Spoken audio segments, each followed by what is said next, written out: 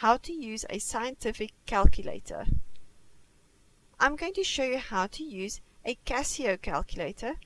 However, if you have a Sharp or a different type of calculator, it will be easy to translate what I'm doing here onto your own calculator. I've written down 10 questions which we're going to go through.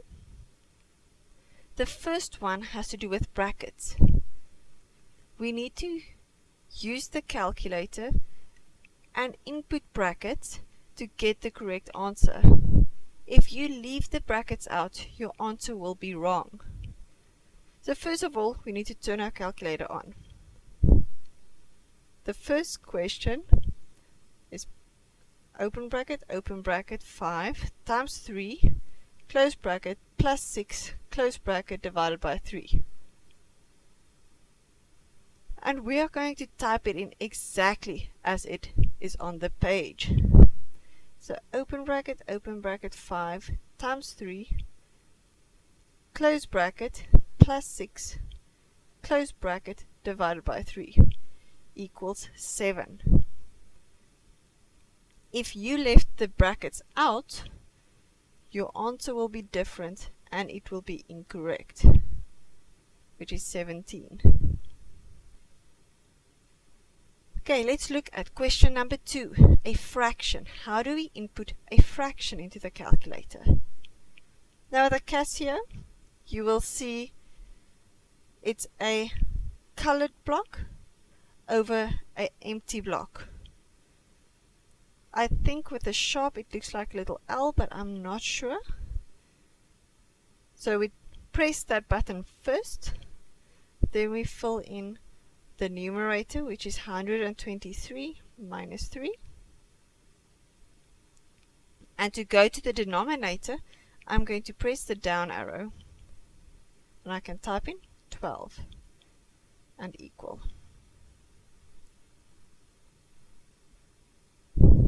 But what if the question asks you specifically to give an answer as a common fraction? In that case, we are going to use the S to D button. So in question 3, they ask 0.25, which is a decimal number, must be turned into a common fraction. So 0.25. My calculator, if you type in equal, it will give you the common fraction. However, your calculator might not be set up like that. So equal, it already gives me the common fraction. However, if yours is not like this, you just type in S to D. See, it jumps from decimal to fraction. Now what if I have a common fraction and I want to change it to a decimal number? Again, I press the fraction button, 1 over 30 equal, and now I'm going to use the S to D button. That gives me the decimal number. But we also get improper fractions and mixed numbers. For the next one, I have a mixed number which is 1,333, and if I want to have it a mixed number, I press equal. You will see it gives me an improper fraction first. That means the numerator is larger in value than the denominator. To change that to a mixed fraction, I'm going to press Shift and then the S to D button. You can see now there's a 1 with a fraction of 333 over 1,000.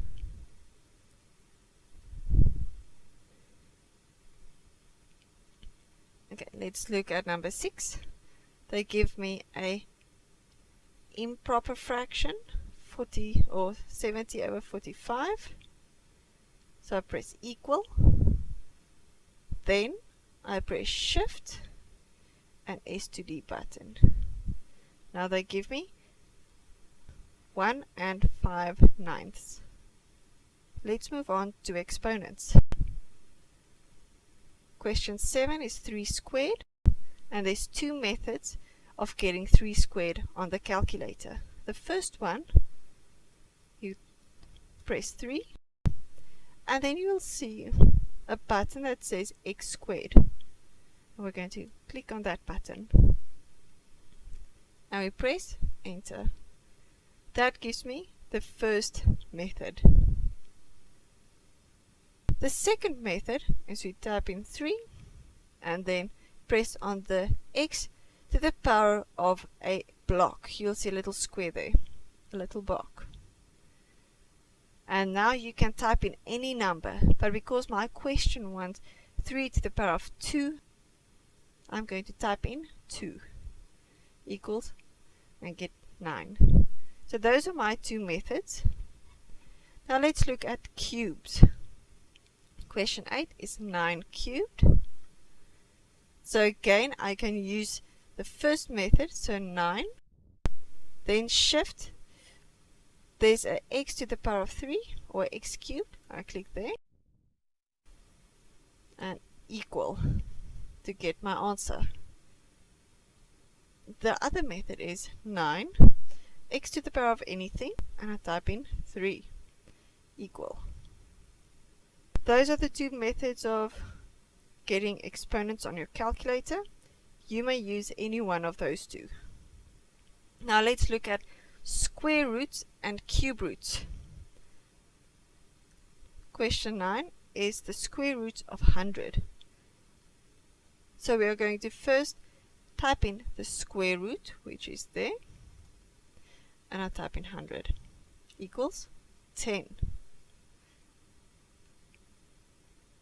For question 10, they ask cube root.